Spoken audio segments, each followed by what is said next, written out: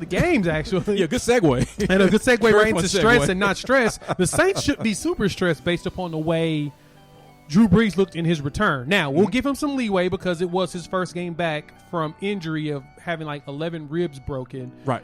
And the game ended up being a lot better than expected, with the Chiefs winning the game 32-29. A lot closer than what we thought. The Saints defensively did what they were supposed to do, and I feel like the biggest struggle was Drew Brees and the offense getting themselves going. But now it makes me ask the question, because of the way that this game went, can anybody at all in this league keep up with the Kansas City Chiefs? So, Jimmy, I have to pose that question to you. Let's start off with that. Can anybody keep up with the Kansas City Chiefs? This may be the simplest question in the history of unfair that you have ever asked me, because the answer is yes. And the answer is the New Orleans Saints. As we saw yesterday, why can they keep up with them? They can keep up with them because they have the better defense. Their defense this year is doing what the Chiefs defense was doing last year, which is starting to play better and somewhat hit their peak around week 11, week 12. Okay. Now, I understand they gave up 32 points yesterday, but it's the Kansas City Chiefs, the Golden State Warriors of the NFL. I understand that. And this offense, what I saw in this game is that when the Chief Warriors started to make a run, the Saints didn't get out of their game plan. They didn't panic. They didn't get beside themselves because they know we have a Hall of Fame quarterback. Yes, it's his first game back, but we have a Hall of Fame quarterback. We have a great running back, and we have receivers who, even if they're not open because our Hall of Fame quarterback is one of the most deadly accurate quarterbacks in history, we know that he can find guys who are open, and we are without our number one receiver. So to lose this game 32-29 without your best receiver, without who some would say is the best receiver in football, and knowing that you're going to get him back for the playoffs, they have to feel pretty confident that if they get out of this bad luck in the playoffs and find a way to make it to the Super Bowl, as do the Chiefs, that they stand a good chance against them. And I think it helps them that they lost, because they know, okay, we were only a few plays away from beating this team. We didn't have our best receiver. So if we meet them again, we know what to expect. We know that, or we believe we're going to have more than what we had in this game. So we feel good about that. Going up in a game against the Chiefs, you got to feel good about it. You got to feel confident. And with the way that the Saints played yesterday, they should feel confident and believe that they are a team that can match this team should they be lucky enough to meet them in the Super Bowl in Tampa. That's what I think.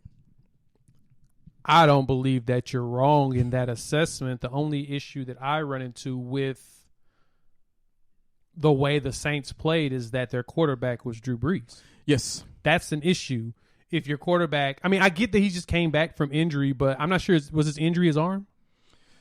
No. Oh yeah, it looked like he was throwing a noodle out there. It looked like the Peyton Manning situation we had when he went to Denver, and the championship year where it looked like he couldn't even throw the ball 10 yards. Mm-hmm. This was a bad performance by Drew Brees.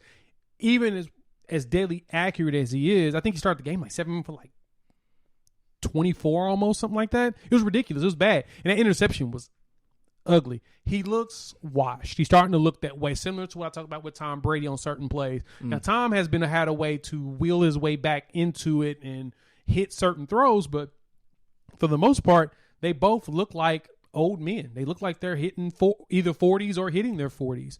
And so that's the concern for me. So the answer to the question that I posed, can anybody match the Chiefs? I'm going to say no.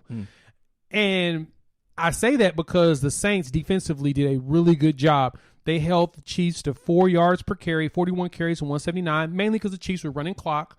But Patrick Mahomes averaged 5.4 yards a pass. He threw it 47 times to get to 254 yards. That's not normal for him. So it's a lot of checkdowns. A lot of checkdowns. So defensively, the Saints did their part. But what happened? Their offense could not reciprocate. Because their offense couldn't reciprocate, they're in a world of hurt. Well, see, if I'm Sean Payton, the coach of the Saints, and let's say I look at what the end of Peyton Manning's career looked like, albeit him winning a Super Bowl, but if I look at how he looked leading up to that Super Bowl, and especially in that Super Bowl, and how Drew Brees looks now, given that he's got 1 foot in New Orleans, 1 foot in NBC, I got to feel good about what I have. Think of it that way. I got to feel good about what I have, because I think Drew Brees looks much better than Peyton Manning did. He at least, he wasn't the Drew Brees that we know. He's not going to be that, but he at least still had 3 touchdown passes. He at least brought them back to within a field goal of being able to tie this game or take the lead. It's just the defense, they ran out of gas and weren't able to stop them from getting first downs. I mean, the Chiefs are great. So I got to feel good about that, and I got to feel good about the fact that he has had this rest. Like, if they did load management in football, then they would have found a way to load manage him, but the injury did it for him. So I think that helps a little bit as far as taking off some of the miles, the last few miles that this arm has. It kind of helped preserve a few of those. So I think you're being a bit unfair to Drew Brees. I mean, you're forgetting that arm strength has never truly been – that's never been his superpower. It's always been his accuracy. It's always been his mind. It's always been his relationship with Sean Payton. And I think that, again, if the defense plays the way that they did, holding the Chiefs or any team to averages like this per carry and per pass, that he will have enough to barely squeak out a win against a team like the Chiefs. I'm glad that you mentioned accuracy as his strongest suit. He was 15 for bad 34. He was really bad when it comes to the accuracy point. Was pretty bad, and it's probably because he didn't have Michael Thomas. Yeah. And that's going to be a problem. He's out. He's been hurt all year. And because he's basically been hurt, that's true. He's been injured at certain points, hurting others. He's probably not going to be the same when he comes back in the playoffs since he's on the IR. Right.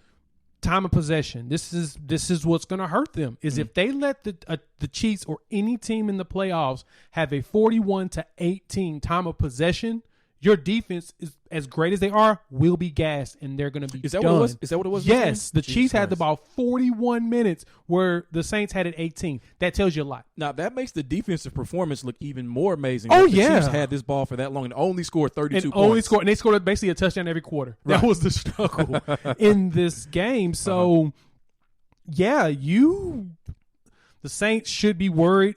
Honestly, you need to start warming up Jameis Winston and get him out there prepared to start throwing it. We need some recklessness. We need some bombs. We need something to go just to feel comfortable that once you hit the playoffs, that if something does happen to Drew Brees, which he's become injury prone, as we've seen the last 2 years, he's missed a lot of time, that someone can step in and keep the party going. Well, if that was the case, then why wouldn't they put in Taysom Hill again? Why would they go for Jameis Winston? Why would they put in Taysom Hill? Have you seen Taysom Hill? I've seen him go 3-1. He's not terrible. It's almost like this is an interesting parallel. Any given Sunday, right? You had Cap Rooney, who was the old age Super Bowl winning quarterback or Pantheon Cup winning quarterback for the movie, and then you had a quarterback behind him who was young, brash, who had thrived on mobility and just making plays out of nowhere and a lot of other things. But it's kind of a parallel between that and black is one of their dominant colors as well, just like the Miami Sharks. So why would they throw in Jameis Winston so he can throw the ball to the other team instead of Taysom Hill, that they can do 2 to 3 or 4 more different things with him than they can with Jameis? And Hill knows the playbook a lot better than Jameis. So you don't like Drew Brees, you think he's too old, and you don't like Taysom Hill for whatever reason. And Jameis, I mean, I still like Jameis. I have no problem with that if he was my second option. But if I have Taysom Hill, who I saw go 3-1, why would I not use him? Like, what do you have against Taysom Hill, Jay? What has he done to you? He hasn't done anything to me. The Saints have done it. And what the Saints have done is they're not really playing him. Like, this is the point I made last show. Mm-hmm. They unleashed Taysom Hill in the second half of that game where he ended up being 28 out of 38 passing, 200 and something yards. Was this the Eagles game? Yes. Okay. He was unleashed in the second half. First half, he's 11 for 15 for 60-something yards. So he really wasn't even throwing it deep. Right. Why haven't they been having him throw the ball the last 4 years? Why has it taken for them this year to actually put him behind center and throw the ball, especially when we've seen Drew Brees out the game and he had the opportunity to play him? Why do they not trust him? That's what concerns me about Taysom Hill. Mm-hmm. It's not that I don't like Taysom Hill. It's that the team obviously does not really like Taysom Hill. I mean, they're paying him, but they don't really like him. So you feel like they trust Jameis Winston more than Taysom Hill? Jameis Winston was moved back to the second-string quarterback after this game. So last game. So Taysom Hill is third. He's third string. That makes no sense. That makes no sense. But I think he's third string so that he can play the multiple positions, do the gadget thing. Uh-huh. But he's third string again after Drew Brees is back. It's a bit of a formality. Exactly. So that means that what that tells you is that if Drew Brees gets hurt in the game, who's going in the game? Jameis. Jameis has to go in because if they put Taysom Hill in, even since he's the third stringer, that automatically eliminates Jameis Winston from being able to go back in the game, go in the game at all. Mm-hmm. So you can't jump your third over your second stringer in the depth chart. Mm-hmm. If you do, the second stringer is out too. That doesn't make any sense, right? No, it doesn't. You may as well just put him second string and just have him run around doing the gadget stuff. That's what I would do.